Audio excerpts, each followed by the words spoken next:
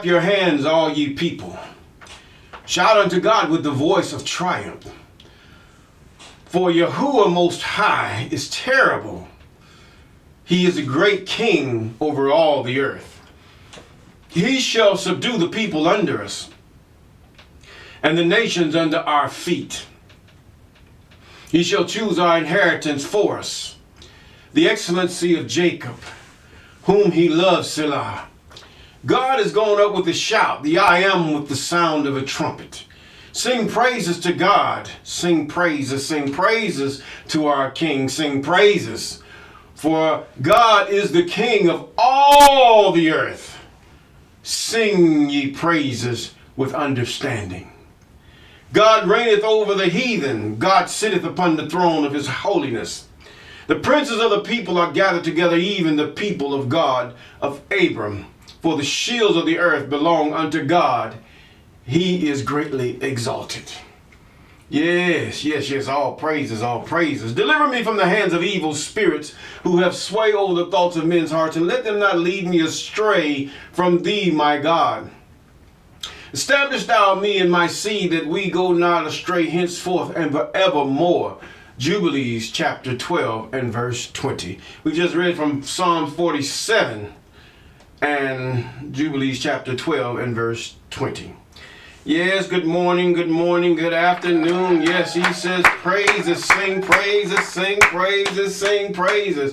Oh, glory to the King of Kings, he that inhabits all things. There is no one beside him. There is no one before him. For he is God. He is our creator. Yes, he is. There is no one beside him. No. There is no woman that he laid with that he gotten seed by, for he is the creator. He has no need for a woman to procreate. He commanded the animals to conceive after their kind. He made it so they know how to be attracted to their kind. But man, it's got a problem. God has made woman to resemble the man that he has made, but she has a little extra.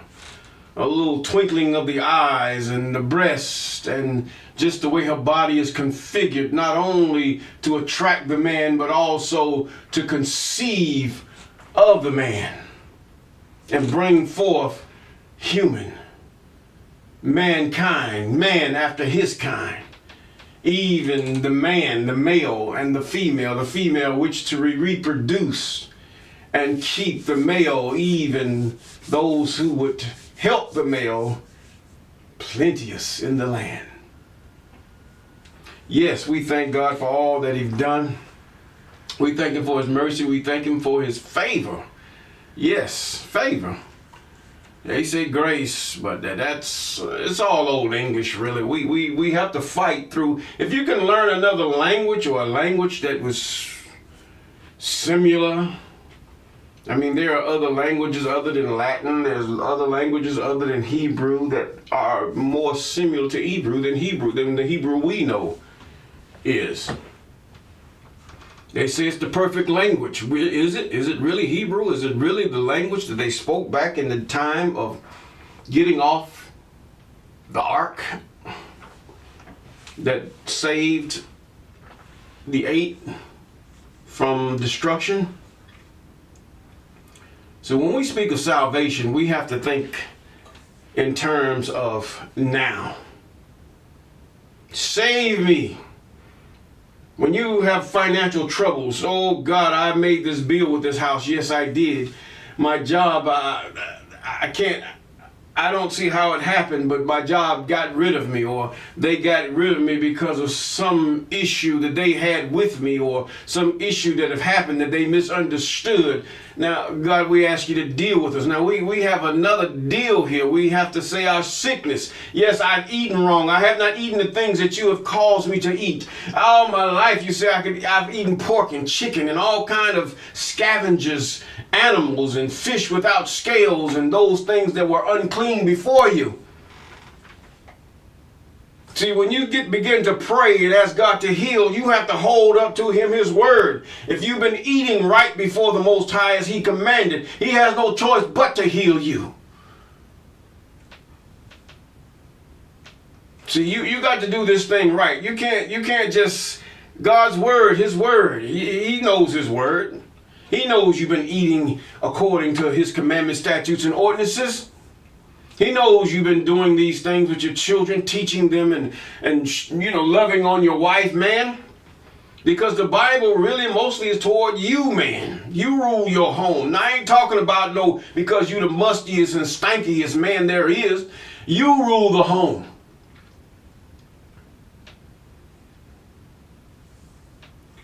See, you got this matriarchy that came even with the New Testament. We've discussed that today. The matriarchy came. It's not that the woman doesn't have any authority. Yes, women have been ruling in cabinets in different areas of kingdom living or government living anyway. But what happened?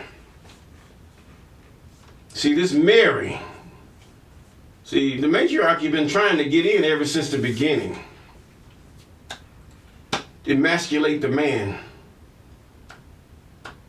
To misguide him in different ways. So you got to look at this, man. When you stand up and be that which you are, can't no matriarchal oriented person after Egyptology, or should I say what you got is Christianity and even Islam. You're going to go to paradise and have 1,000 virgins. Who wants 1,000 virgins? I pray that I don't have to eat, drink, sleep, use the bathroom. I pray that I never have to do these things no more. Not even a cup of water, but just praising my God. That's it. Sex, no. Why? Don't need it. God is the creator. So you have to realize the spirit world is created world.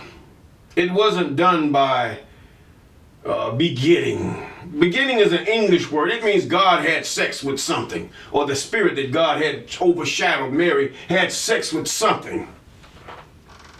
Begot. Then they try to mask it up and make it go this way and that way. This is no good. Beside me, there is no other God, he says. Then they make cakes to the Queen of Heaven as though God has a sex organ.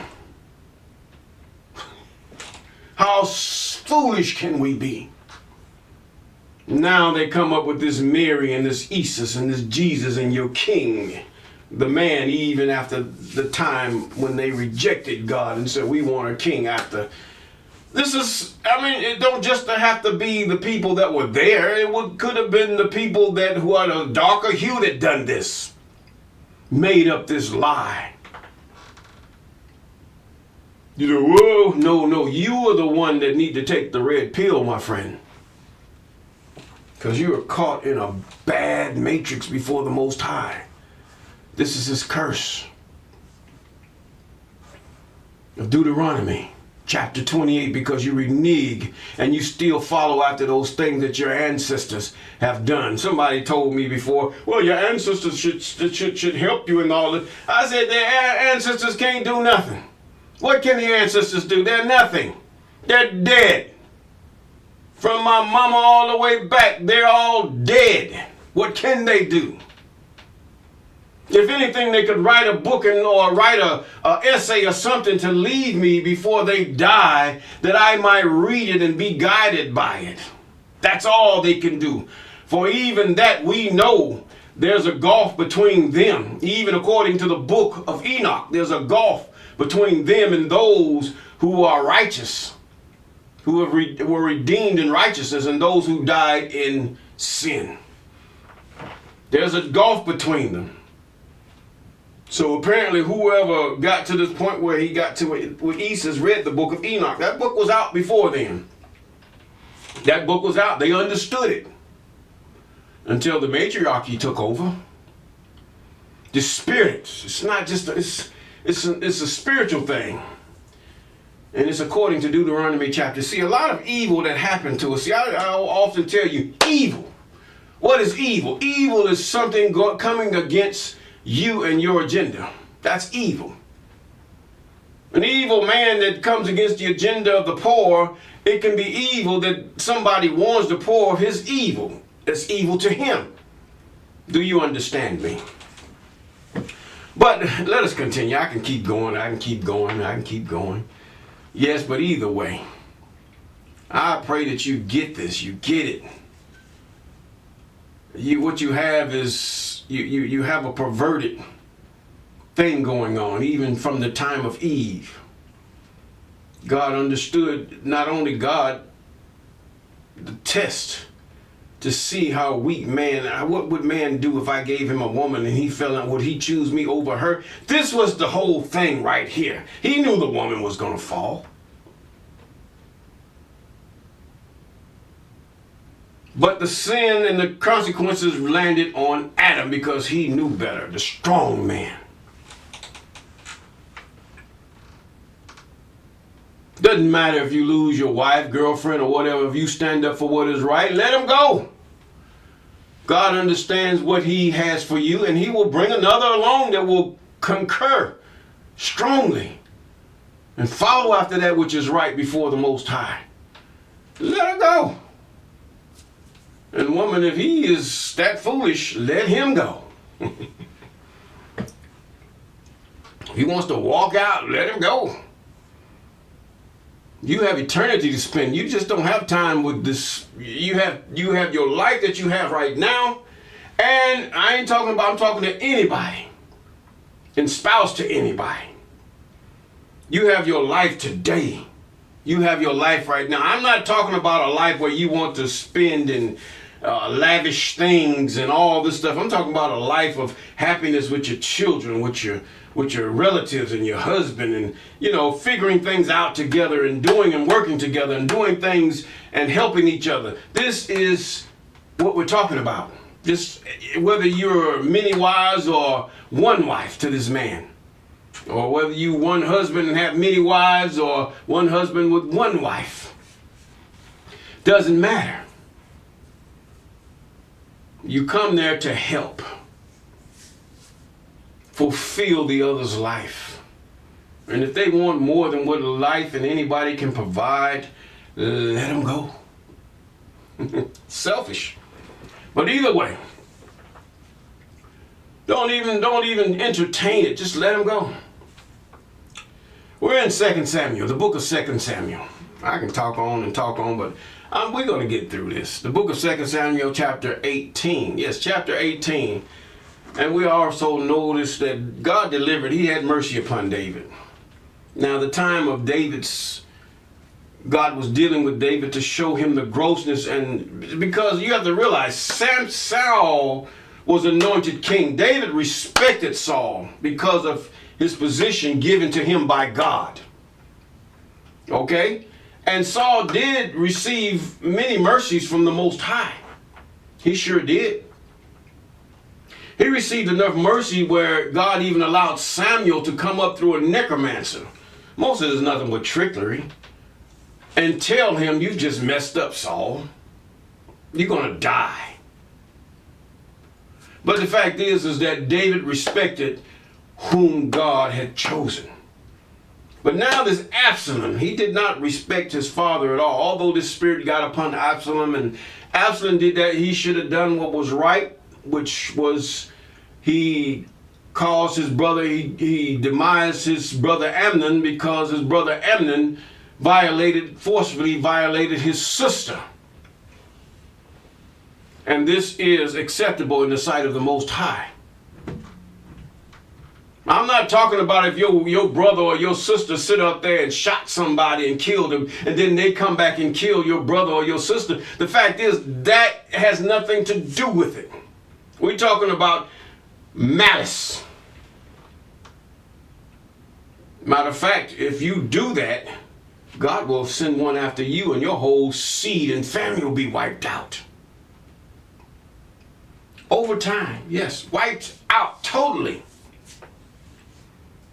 You won't see old age. No, you won't.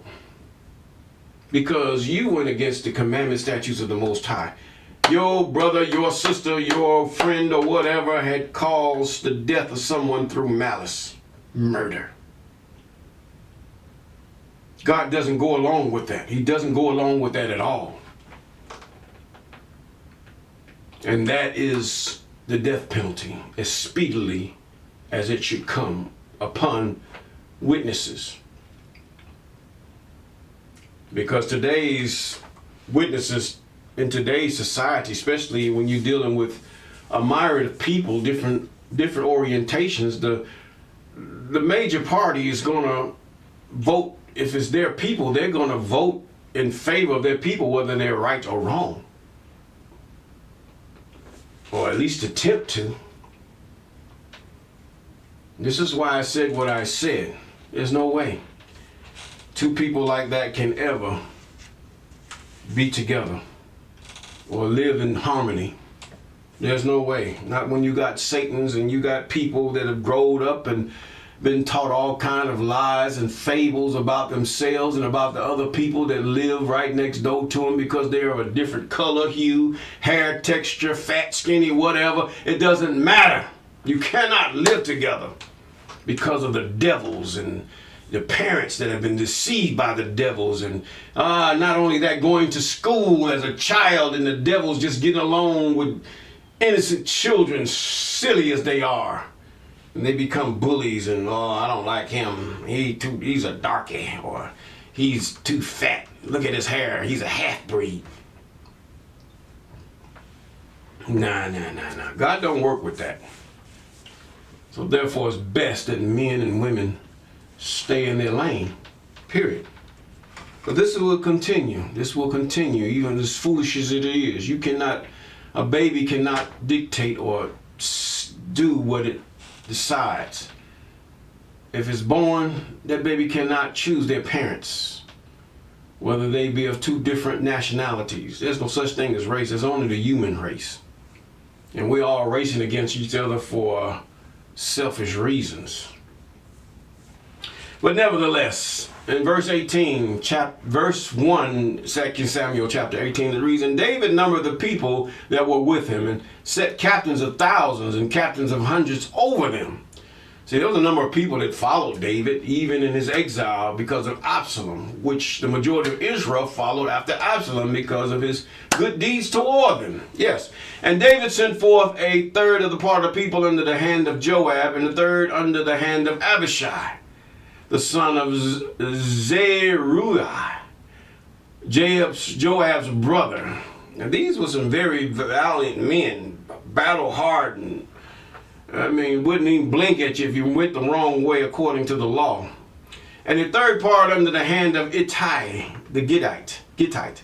And the king said unto the people, I will surely go forth with you, myself also. But the people answered, Thou shalt not go forth. For if we flee away, they will not care for us. Neither if half of us die, will they care for us. But now thou art worth 10,000 of us. Therefore now it is better that thou help us out of the city." In other words, they wasn't looking at him as God, but one who God has chosen to be king over all Israel. This is what they understood.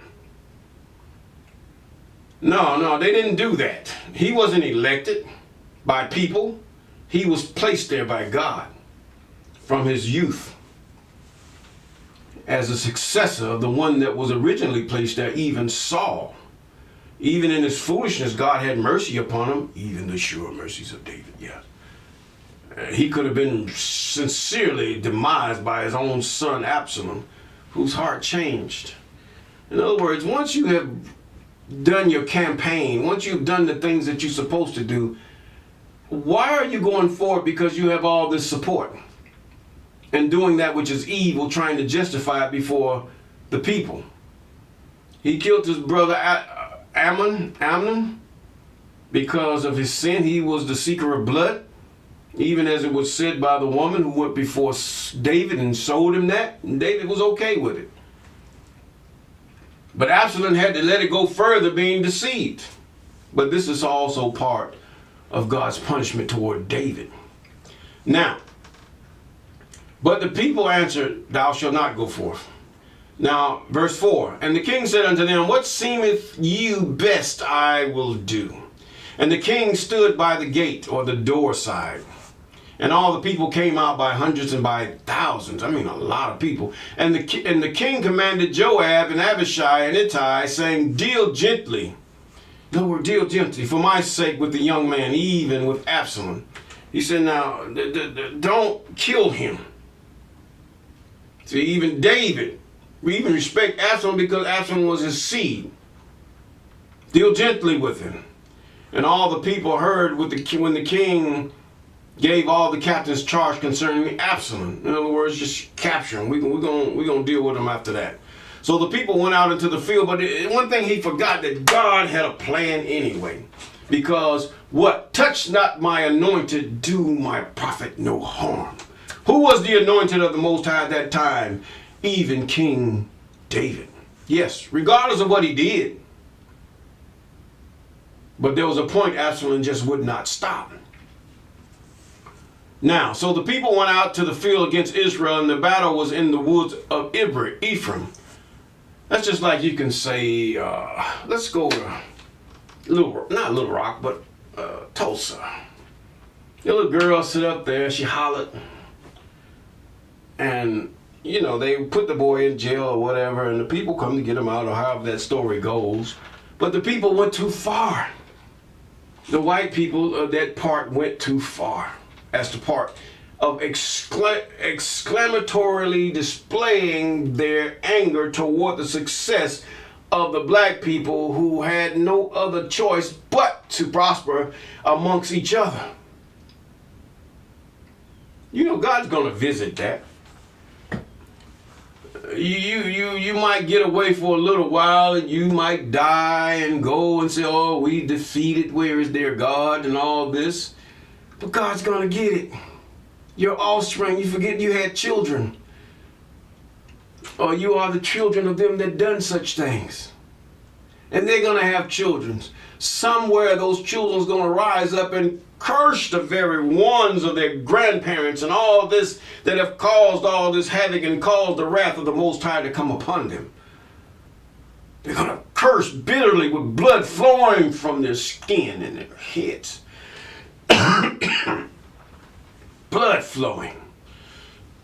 Just as the blood flowed when their parents demised all the people who did nothing to them. In no way, nor ancestrally, in no way. Now, so the people went into the field against Israel in verse 6. And the battle was in the wood of Ephraim, where the people of Israel were slain before the servants of David. And there was a great slaughter that day of 20,000 men. For the battle was there scattered over the face of all the country, and the wood devoured more people that day than the sword devoured. That must have been some thick woods. And Absalom met the servants of David. And Absalom rode upon a mule. Now these woods were thick. Now you had low-hanging branches and everything, but you have to realize God was in this. Now look where the mule went. Instead of the mule doing what was right, knowing Absalom was on his back, Absalom rode upon a mule, and the mule went under the thick boughs of a great oak. And his head caught hold of the oak, and he was taken up between the heaven and earth. In other words, there was a fork that caught his head and choked him in his head and probably broke his neck. This was God. Absalom, touch not my anointed king. I anointed David king. He should have stopped. But now you come, the problem with Absalom, he wanted to go against David. Instead of saying, hold up, what am I doing? Stop. Deliver me from the sway, these evil spirits that have my mind calling me to come against my own father, who was anointed king. And a certain man saw it and told Joab and said, behold, I saw Absalom hanged in an oak. In other words, it's just like a cartoon. This is probably where they got it from. Here you riding and riding and riding hard. Next thing you know, a branch catch you right in the neck. That's it. And this is what's happening. He died a fool's death. And Joab said unto the man that told him, Behold, thou sawest him, and why didst not smite him there to the ground? And I would have given thee 10 shekels of silver and a girdle. Did not David command, Be gentle with Absalom? And the man said unto Joab, Though I should receive 1,000 shekels of silver in my hand, yet would I not put forth my hand against the king's son. For in our hearing the king charged thee and Abishai and Ittai, saying, Beware that none touch the young man Absalom. Otherwise I would have brought falsehood against mine own life. For there is no matter hid from the king, and thou thyself wouldest have set thyself against me. Then said Joab, I may not tarry thus with thee. And you have to realize Joab was one of them, was playing both sides anyway. He took 3 darts in his hand and thrust them through the heart of Absalom while he was yet alive in the midst of the oak. Then 10 young men that bare Joab's armor compassed about and smote Absalom and slew him. Now these was Joab's people. And Joab blew the trumpet, and the people returned from pursuing after Israel, and Joab held back the people. And they took Absalom and cast him into a great pit in the wood, and laid a very great heap of stones upon him, and all Israel fled, everyone to his tent. Now there were still not cities built. There was towns yet to be built. There was places, things. Would they have you seen? Some places were already built there by the Canaanites, and they just occupied them. But then David did have a house of cedar. He did. Now Absalom in his lifetime had taken and reared up for himself a pillar, which is in the king's dale, for he said, I have no son to keep my name in remembrance. And he called the pillar after his own name. It is called unto this day Absalom's place. Now, then said Amahaz, the king of Zodok, said, Let me now run and bear the king's tidings, how that the I am hath avenged him of his enemies. And Joab said unto him, Thou shalt not bear tidings this day, but thou shalt bear tidings another day. But this day thou shalt bear no tidings, because the king's son is dead. And said Joab to Cushai, Go tell the king thou hast seen. And Cushai bowed himself unto Joab and ran. But I want to reiterate this again. This would make you think that people that came out of Egypt, people that were born in Africa, descended from the land of Africa. Although they descended from Shem, yes, okay, we can give that to them. It was that seed line. See, some of you say DNA. No, seed line. It has nothing to do with DNA. Yes, DNA can tell you, yes, you can find out who the mother, father is, but God's way was the seed line. Who is your father? That was God's way. That still is God's way. He does not change. You can say, well, they have DNA of this people or that people. Who cares? Israel is not because of the mother. Israel is because of the father born. His seed that went into a woman, and she bare a child unto that man. Seed line. Who's your father? Don't get this backwards. Stop listening to these, should I say, liars. People trying to get you into this DNA thing, this lying spirit. Seed line. Absalom was the seed line. Did he mention his mother? Same thing, you go back with that Mary. Joseph, out of the way. Jesus wasn't even the son of David, if that's the case. Your Jesus, your fictitious Jesus, was not even the seed of David. That would make even the prophecy a lie. Then the man that says, thou seed of thou son of David, that was a lie. He was just the son of Mary, screwed by a what? A spirit. Don't make no sense. Spiritually, intellectually, none of it don't make no sense. So we're still in the Old Testament. If you want to put it in that perspective, we're still here. There was no Savior then. All this stuff is made up. And those of you and those things that are derived from this, you better check your doctrine. It's all made up. This is the historical accounts. Now let's do this again. However, he said, let me run in verse 23. Then Ahaz ran by the way of the plain and overran Cushai. And David sat down between the two gates, and the watchman went up to the roof over the gate unto the wall, and lifted up his eyes and looked, and behold, a man running alone. Who was that? And the watchman saw another man running, and the watchman called unto the porter, and that's the one at the door, and said, behold, another man running alone. And the king said, he also bringeth tidings. And the watchman said, methinketh the running of the foremost is like the running of Ahaz, the son of Zadok. And the king said, he is a good man, and cometh with good tidings. And Ahaz called and said unto the king, all is well, and fell down to the earth upon his face before the king, and said, blessed be the I am thy God, which have delivered up the men that lifted up their hand against my king.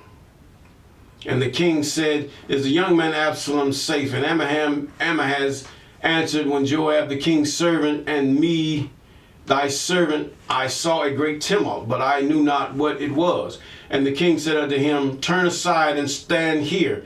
And he turned aside and stood still. And behold, Cushai came, and Cushai said, tidings, my king, for the I am hath avenged thee this day of all them that rose up against thee. And the king said to Cushai, is the young man Absalom safe? This was concerning. This was his seed, not his DNA. Yes, DNA consists of DNA, but it was his seed. To make it plain, it was his sperm. It was derivative from his sperm. Spermazola. You get that through your deceitful, demonic head. Can you get that? Seed line.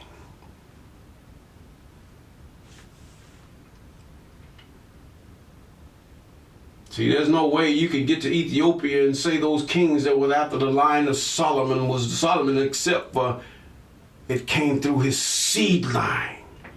The Queen of Sheba had nothing to do with that. She had a womb, and she helped him birth a child. Well, whether they were married or the child was a bastard, I don't know. He was a concubine. Was she a concubine? Were they engaged to be married or what? I do not know.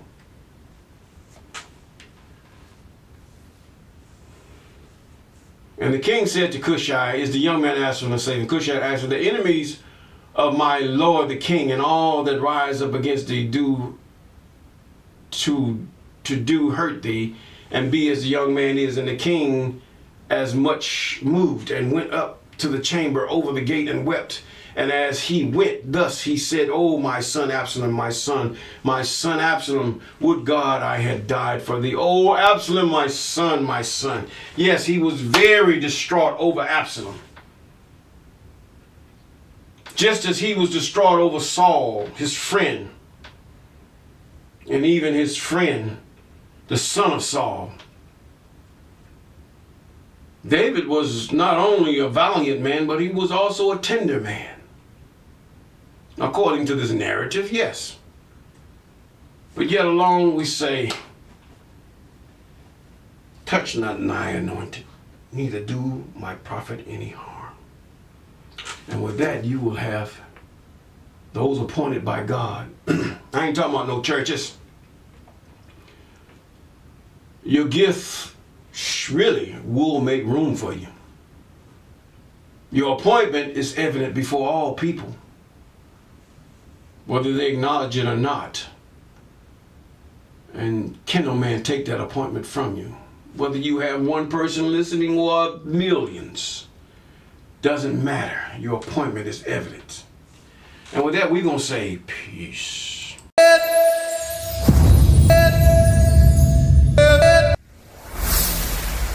Walk with me.